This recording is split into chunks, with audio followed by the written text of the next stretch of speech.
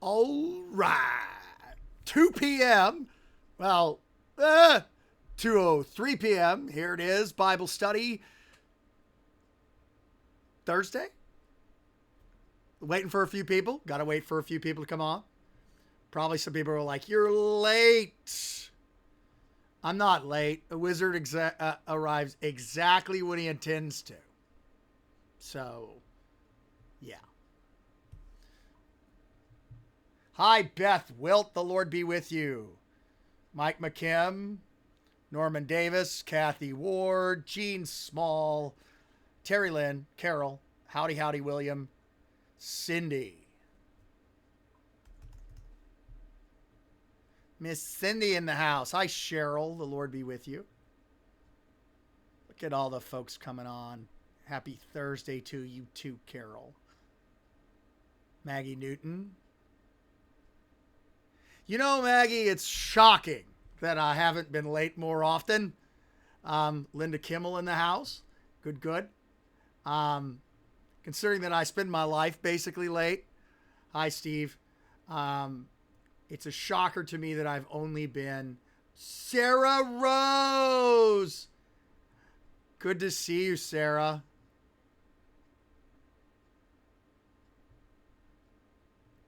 You can tell Sarah works for Higher Things because the folks in Higher Things always refer to me as simply Borghardt. I know, Felicity. I was late. Shocking. I blame Thor. How we doing there, Sleepy?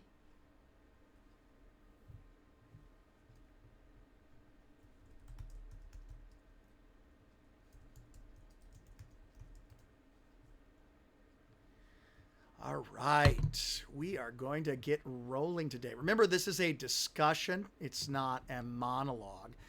We are having a discussion, so you are able you are able at any time to interject your questions, comments, thoughts. They are invited. Pastors who are participating, I take that as gift.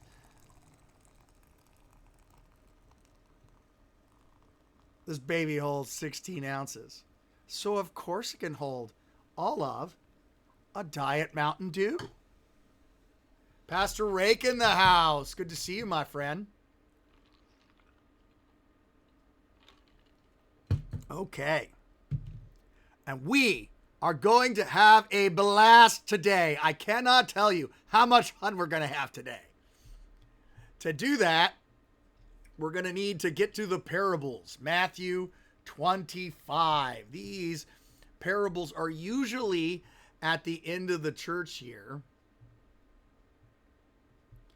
I seem to have highlighted a lot of this, which generally means that I don't know. I don't know why it's highlighted. Oh well. Time to get cracking. Finker's here. Pat Stevens is here. I saw Erica there too. Erica, hey buddy, you want this? Not a thing, huh? He's sleeping. Look how sleepy he is. All right.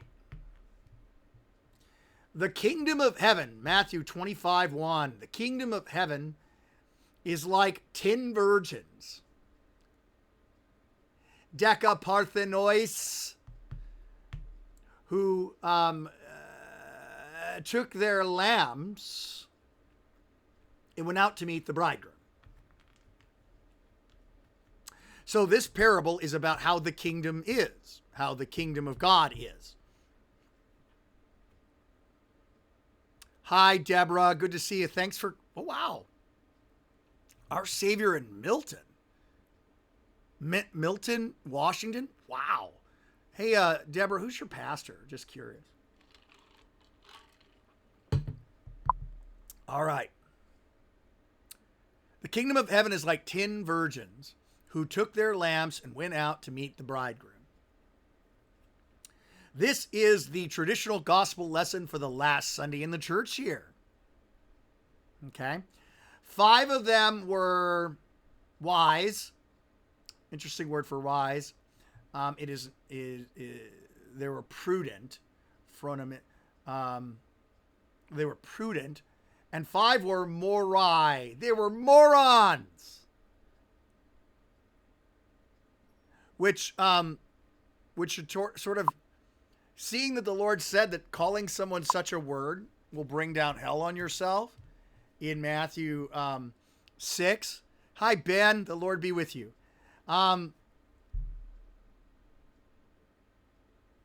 Maggie's singing old campfire songs.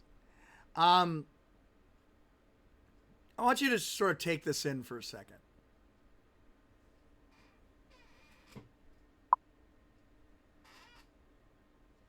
I don't think he likes those. These are the burger ones. I'm not thinking he's a big fan. Yeah, Pastor Rake is right on. They're like prudent, meaning forethought. A friend of mine, our congregational president at Immanuel, says failure to plan is planning to fail. And so these ladies are not planning to fail. They have thought this out. They're well planned.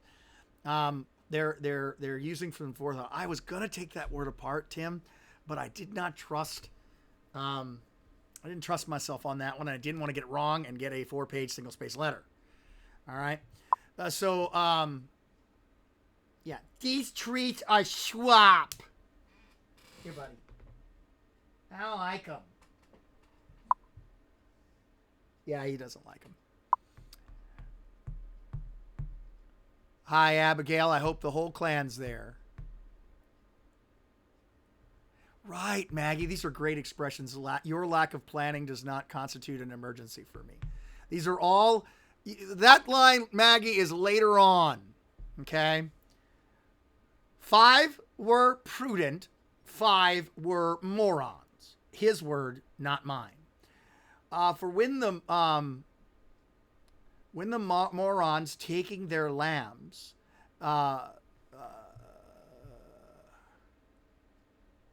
those morons taking their lambs did not take with them any oil. You know, you gotta sort of, if this is a beauty pageant waiting for the bridegroom, I'm fairly certain that flasks of oil are not on Project Runway's Louis Vuitton wall.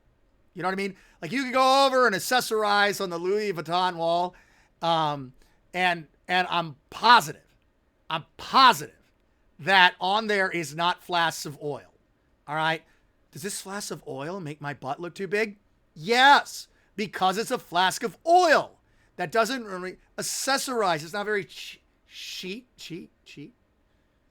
What's the term? It's not very sexy. All right? It doesn't go with the dress. Pastor Sam Schultheis? Oh, Deborah, you are uniquely blessed. I love that guy. I knew him when he was a kid. A kid pastor, excuse me. He's been a plenary at one of our conferences, too. So, on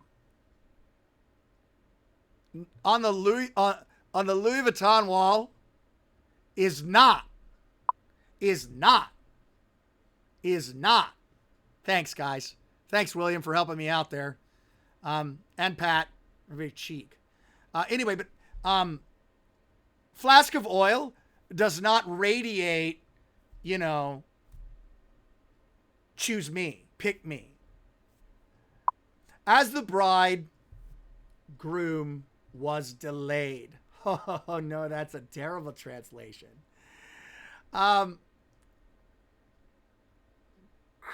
Chronizontos. He took his time. All right? He took his time. He's present active. All right? Was delayed sounds passive, but he took his time. All right? He took his time. I'm so glad to have Rake and Finker here today. Lestico's not going to be here. He sent me a text. But I'm so glad to have them here today. Dude, Rake, I'm old, man. Old. Simic in the house.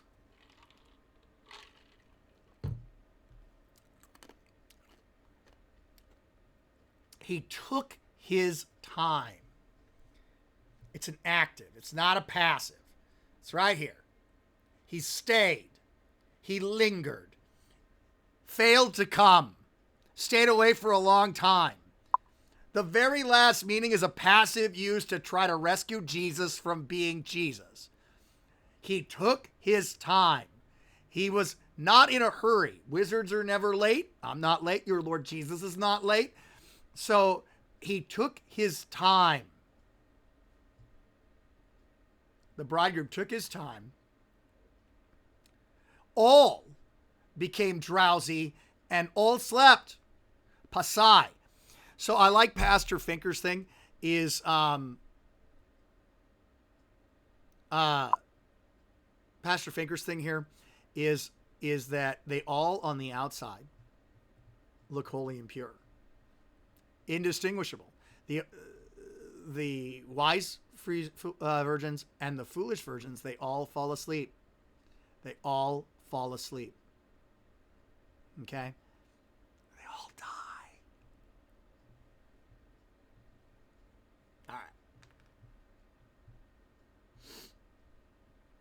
All right. In the middle of the night, there happens the cry, the shout. Behold, the bridegroom comes.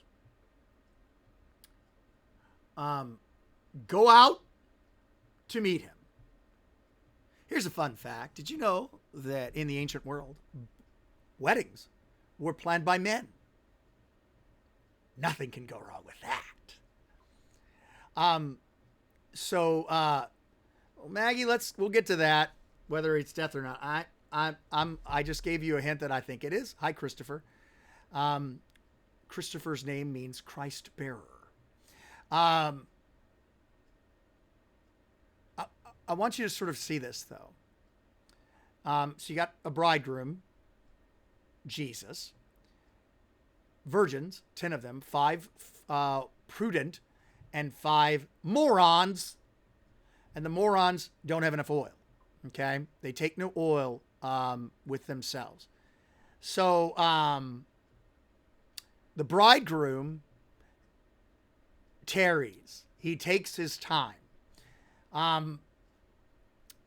And while he's taking his time, all the virgins fell asleep, both the wise and the foolish. The wise ones are made of better stuff than the foolish ones. On the outside, they all look alike. That's Finker, and I think that is very, very prudent to think about. I don't know what Felicity is serious about, but all right. In the middle of the night, behold, the bridegroom comes. Go out to meet him. Then all of those, pasai, all of those virgins. By the way, we have absolutely no problem translating this verb parthenos, pothenoi, as virgins. But a lot of people have a problem translating it in chapter 2 as virgin. They want to tell you that Mary was a maiden and not necessarily a virgin. Yeah, Mary was a virgin. These ladies are virgins. Okay. Yeah. How old am I? I'm old. Old like dirt. Old like 21-year-old, 22-year-old, 19-year-old, and a 17-year-old child. I'm old. Borghardt's just aged slowly, so I appear to be younger, but objects on your screen are older than they appear. Okay.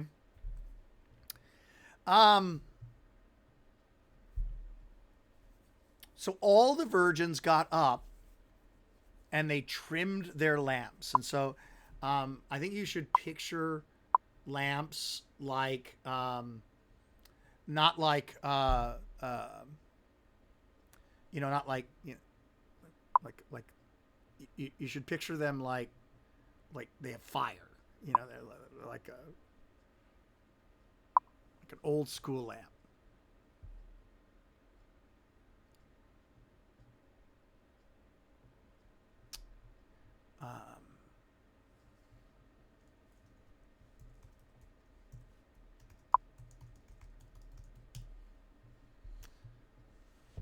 All right, so we've got the morons say to the prudent ones, give us out of your wine, out of your oil, excuse me. That's olive oil. But give us some of your oil. Our lamps have gone out. They've extinguished. Okay? Verse 9.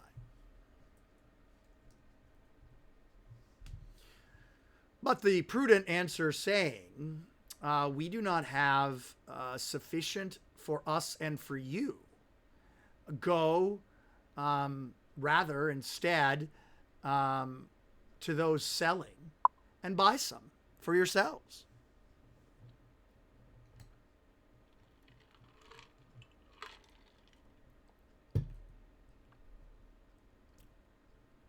Okay. We're going to talk about what the oil is and what it's not. Okay. And we're going to talk about all of this, but we have to get to the end of the parable. Okay. And while they were at Wally World, that's not the translation, but while they had gone to purchase, I like the lamps, like those lamps, Jennifer. I think you've got the right sort of picture of it. A Middle Eastern lamp with sort of a fire coming out of it. I wish I had a picture of it. Those who were ready went in. Those prepared went in.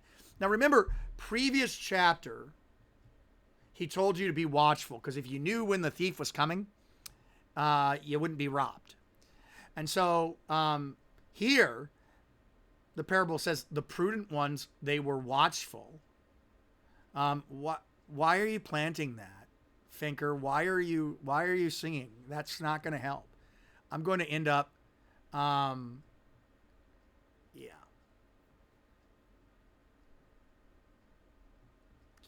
So, resisting the temptation to sing. Okay.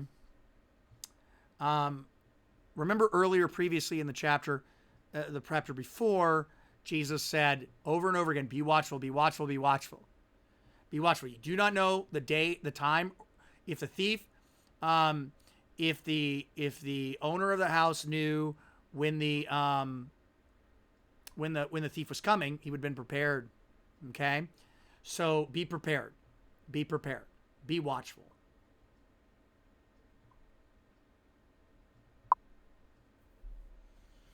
Prince Ali, mighty is he, Ali Ababa. So those who were prepared went into the feast, and the door was shut. Afterwards came the other virgins, the remaining virgins, saying, Lord, Lord, open for us. I'm sorry. But he answered, Amen, I say to y'all, I do not know y'all. Watch, therefore, for you know neither the day nor the hour in which the Son of Man comes. Okay. So, obviously. Oh, look at that. Pastor Finker on the cross reference. Whoever hears these words of mine and does them will be like a prudent man who built his house upon a rock. Wonderful. I knew I had seen that word earlier in the gospel. Hi, Jim. So, here's the story. Okay? There's a party. There's a wedding. And in ancient times, the wedding party would wait at the bride's house. And then the bridegroom would show up and lead them like a Mardi Gras parade to his house where they would party, like it was 1999. Anyway, or would that be like party like it's 99? Anyway, so here the bridegroom is delayed. He takes his time. He's in no hurry. He's probably waiting for all to believe. All the virgins fall asleep. And here, Maggie, I would say they all die. All right. He shows up and there's not enough oil for the foolish virgins, for the morons. They say, give us some of your oil. Except the time for sharing is over with. Okay? Winner take all, winner gets him. When the oil runs out, when you fall asleep, the time for good works is over with. Time for sharing is over with. So they all die, and they're all raised, some to life and some not. The oil, I used to think that the oil was faith, think that the oil was faith. But in my old age, I have gotten to the point where I don't think the oil is faith anymore. Because I think the oil could be the word, the oil could be faith, the oil could be the Lord's Supper, the oil could be baptism, the oil could be good works, the oil could be anything which you think you have enough of. Pick it. Which gives life to the oil is Jesus. But defining what the oil is might lose the gift of the oil. But the foolishness of the foolish virgins, the morons, is that they believe they have enough. Enough word, enough water, enough body and blood, enough scripture, enough good works, enough love and service for their neighbor, enough hearing, enough doing. Whatever it is that oil is, they believe that they have enough of it. And there is that gift rejection point where they're where they push themselves away from the table and say, we have enough. We have enough of this.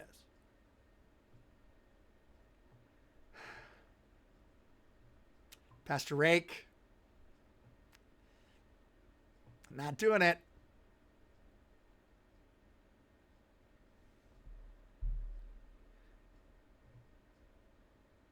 Whatever it is, the rejection point is that we believe we have enough of it. We reason that we have enough of it. We think we have enough of it. And that is our foolishness. Enough word, enough watchfulness, whatever that is. We don't have enough. So the base meaning of the parable is that be watchful, be prepared, because you do not know the day nor the hour in which he's coming. As we go deeper into the parable, we see the last day. And the picture of the last day as being watchful in the Lord's words and promises. I like the word of Jesus being the wisdom point.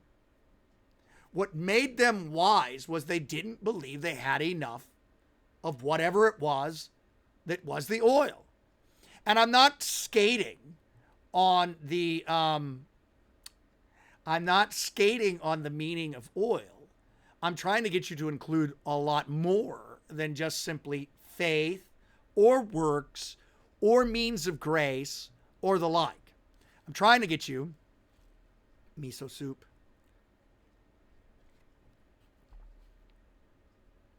To understand that there's never enough of Jesus in our life. And that's watchfulness. Look, the Lord doesn't need you to stay up all night looking at the sky waiting for his return. What he would have you do is to receive more and more of his gifts. Your watchfulness is receiving his gifts. Believing is receiving. And so the more oil, the more forgiveness, the more life, the more salvation, the more of his gifts, the more watchful you are. The more you push yourself away from the table. I've got enough of that. I don't need any more. And thus, foolish virgins. Don't look into yourself to determine whether you're wise or foolish. That is, you're only going to see foolishness there. Look outside of you. Look to the gifts. Receive the gifts. And in the gifts are your watchful is your watchfulness. And that's to move watchfulness from a work that you do to receiving Jesus. Have a Christocentric watchfulness centered on the gospel of Christ. And then you'll find that there's simply no end of the good that you can do, loving those around you, as he has loved you in Christ Jesus. Today's Thursday. We did the Philemon verse on the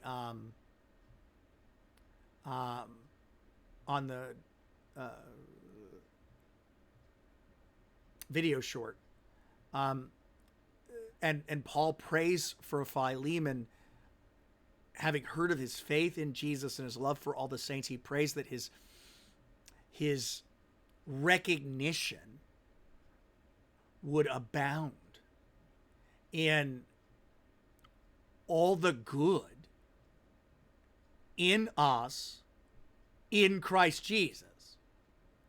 So that they would know more and more, that Philemon would know more and more how good God is. More and more. Always more is the way of the gospel. I've got enough, that's the way of the law. And make no mistake about it, the difference between moronic virgins and prudent virgins is the difference between law and gospel. The morons calculate, figure, they have enough. They have enough good works, they have enough love, they have enough charity, they have enough, you know what I mean? They have enough of that. The wise virgins, never enough. Never enough love, mercy, peace, patience, kindness, joy. Never enough spirit. Never enough good gifts. Always more. And so here we are all together for another daily oiling. A daily refilling of our lamp so that we can be ever watchful for his coming. That's what this is about.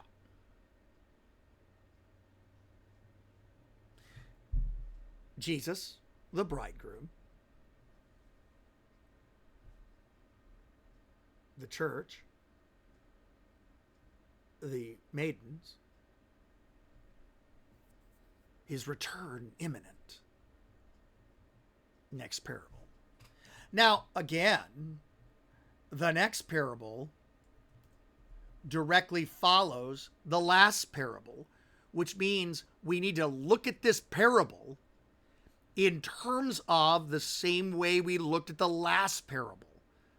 Ripping this parable out and using it for stewardship. Very, very bad, Jerry. Let's take a look at the text.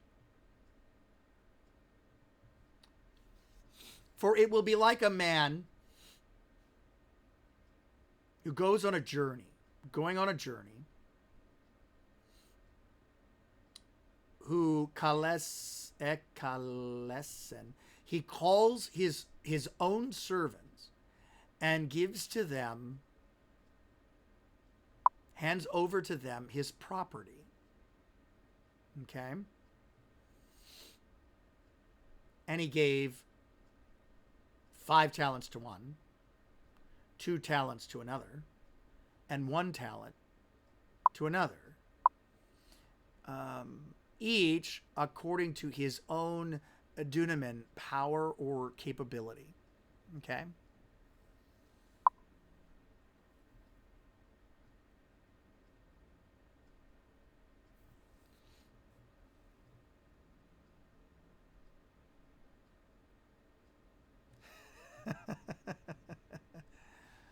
I do not know who wrote the Concordia commentary on Philemon. Felicity, I know it's that thick. I don't currently own it. I'd love to own it, but I just don't have the $50 in the midst of COVID-19. So I'm just going to have to use the materials that I have for that Bible study. Going away. And he went away. Poreuthes. And the 5 talent receiving traded with them and made another 5 talents. So also, in the same way, the 2 talent receiving gained 2 more talents. And 18, Thor is snoring. Are you all right there, bub? Right off the coconut. Let's hold on them, Jim. I do not know. I do not know. I do not know yet. Let's sort of let the parable unpack itself, and we'll see a little bit more. My guess is, Jim, that we should do the same with the talents as we do with the oil. Shouldn't define it, but let's see. But what we shouldn't make it is money. But it is money. I'll get to that. 18. But the one who receiving the 1 talent dug it into the ground. He buried it. And he hid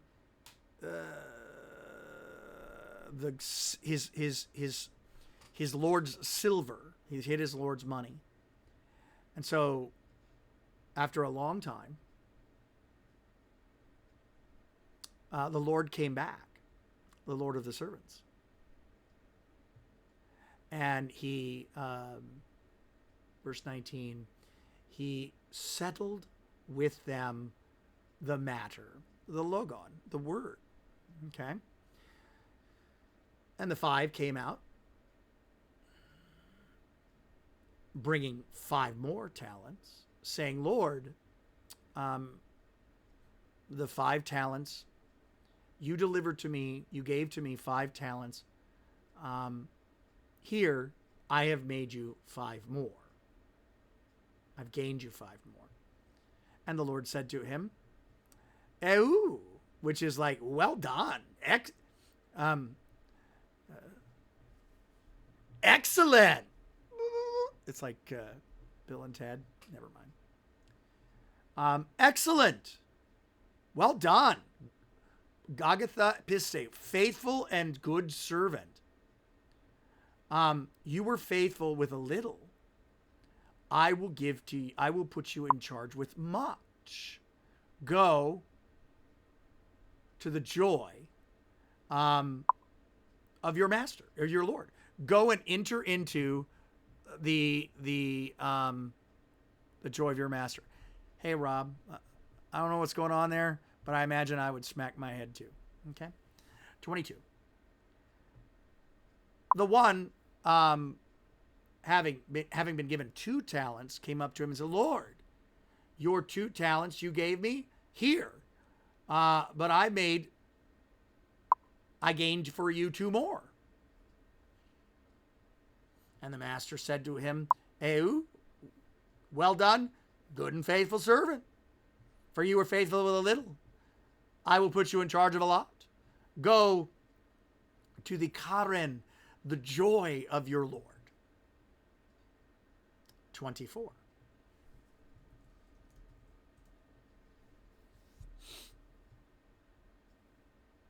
The one receiving the 1 talent came up to him.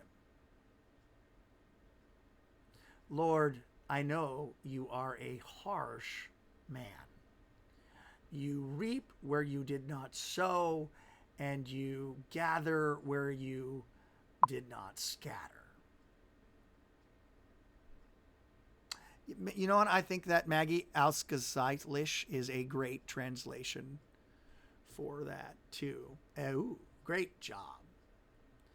So I was afraid, and I went and hid your talent in the earth. Here you have what is yours. And the Lord answered and said to him, Ponere, that's the same word describing the devil, wicked, evil, and lazy, idle servant. You knew that I reap where I do not sow, and I gather where I did not scatter. You ought to have deposited my money, my silver, with the money changers. And at my coming, I would have received back on what was mine interest.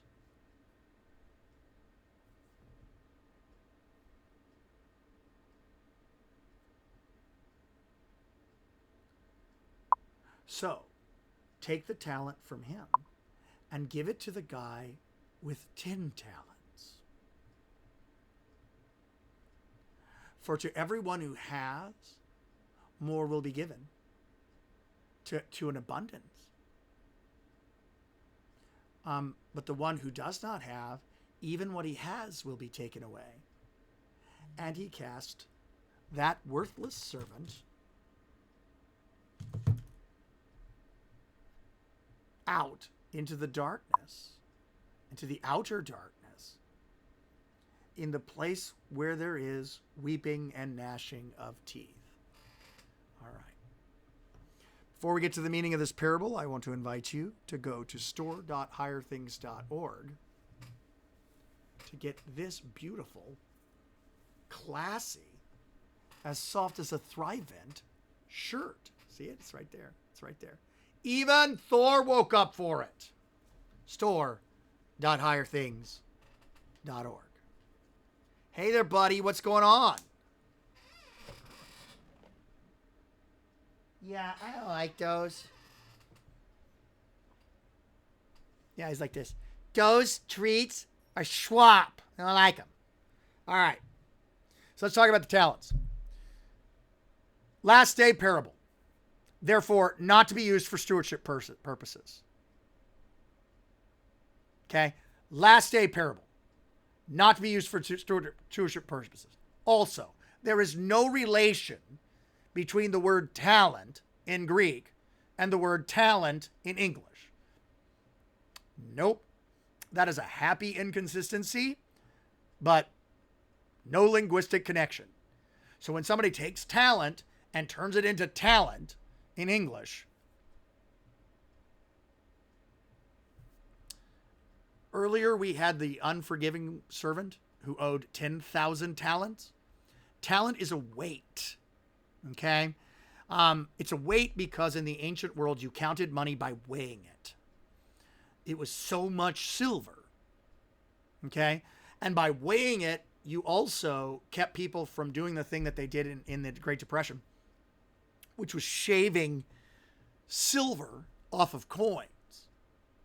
And then you would take your silver shavings and then sell those a little bit. All right, so we have to understand that the talent here is a unit of measure. It's not my talents.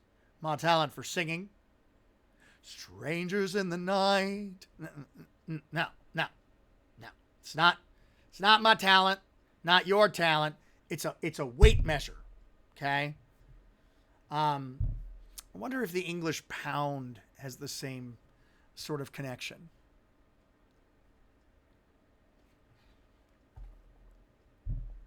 So, this makes it very similar to the previous parable. Okay? The previous parable where the wise had enough oil, more than enough. The foolish did not. Okay? Here, the three different servants, one who was given 5 talents, the second one who was given 2 talents, and the third one who was given 1 talent. Okay? The one with 5 talents produced 10. The one with 2 talents produced 5 more, equaling 10. The second one had 2, produced 2 more, equaling 4. And the last one was worried.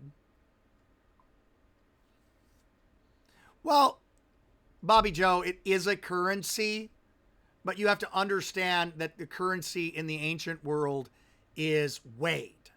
All right? So you weighed the money in order to determine how much it was, because it was made out of actual silver.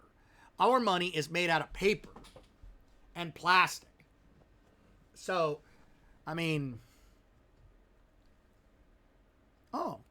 cool.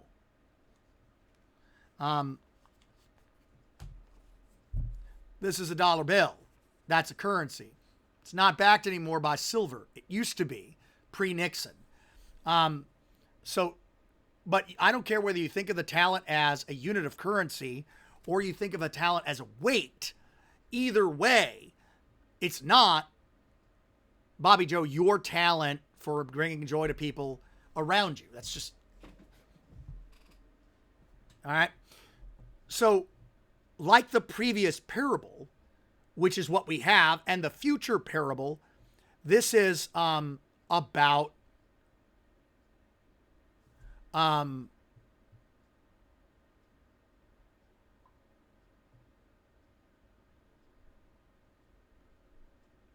this is about the last day. Okay? This is about the last day. To the one who has, more is given. To the one who doesn't, even what he has is taken away. Our Lord is not a socialist. He doesn't spread the wealth, all right?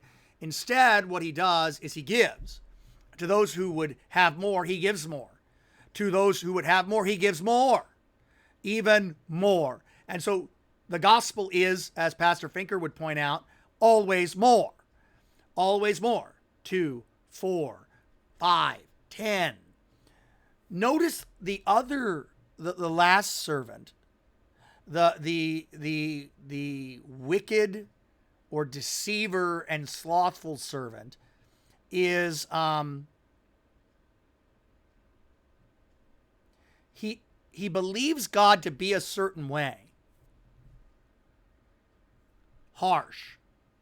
Reaping where you did not sow, gathering where you did not scatter. And so in fear, he thinks the prudent thing to do is to bury the talent so he doesn't lose it. But the way he thinks God is the way he is judged. As opposed to those who were free, who took the talents and gained more.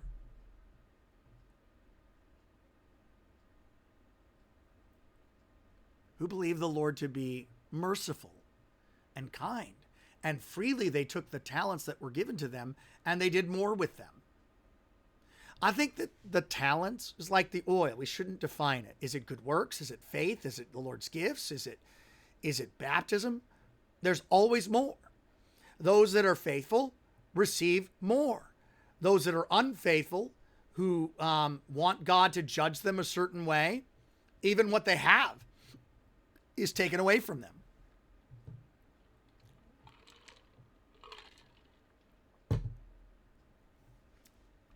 I don't know what was taught to you before, Rob.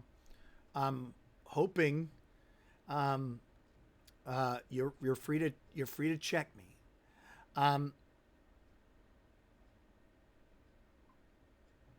love what Finker and Rake are doing here. I love what they're doing here, and I invite you to read their comments because they are so insightful. The good tree produces good fruit.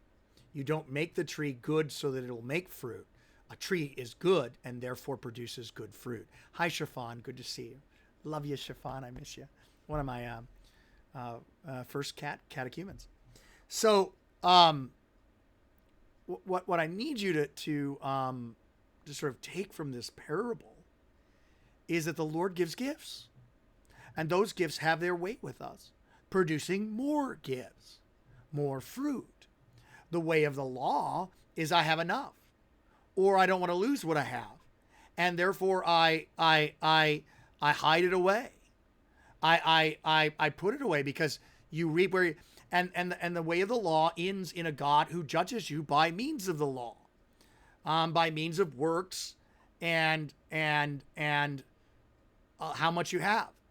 But what this isn't is a stewardship program. It's just not. That would be like turning the last parable into a stewardship program. All three of these parables, one after another, are about how the kingdom of God is. You want a law God? You'll get a law of God on the last day. You want to be justified by your works? You'll be justified by your works and fail. You receive things as faith, there'll be always more for you. Even what the law person has is taken away from them and given to the one who is 10. Well, that doesn't make any sense. I thought Jesus was a communist. He's not. He's a savior. He's about saving you. Lestico's here. I thought he wasn't. So, the first parable about being watchful, never having enough of the Lord's gifts. The second parable is about believing that God is the way he is. All right? He's either going to deal with you mercifully, which frees you to do all sorts of things with the currency that he has given you, or he's not, and you'll be judged accordingly. And they're thrown into the place where there's weeping and gnashing of teeth, which is hell. All right. This is a last day parable. It has always been viewed as a last day parable. It is actually the parable that's generally used for the third. No, that's abomination which causes desolation. But this is it's surrounded. All right, it's the parable of the wise and foolish virgins, the parable of the talents, the parable of the sheep and the goats. These two are about the last day, and this one's in between and it's about stewardship? No, it's not. This is about the Lord who gives gifts, and those gifts have their way with you and produce good works of love and service for your neighbor.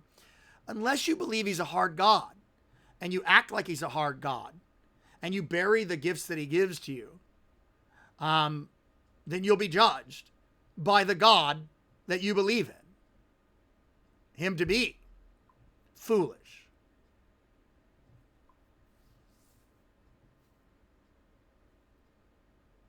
All right. Tomorrow is Friday. But guess what? Same bad time, same bad channel, 2 p.m. Central, for my absolute favorite parable. It's the one that gets Jesus killed. Sheep and the goats. That's the one we will do for sure tomorrow. I wish we'd have gotten enough time to do all three, but we will do the parable of the sheep and the goats tomorrow.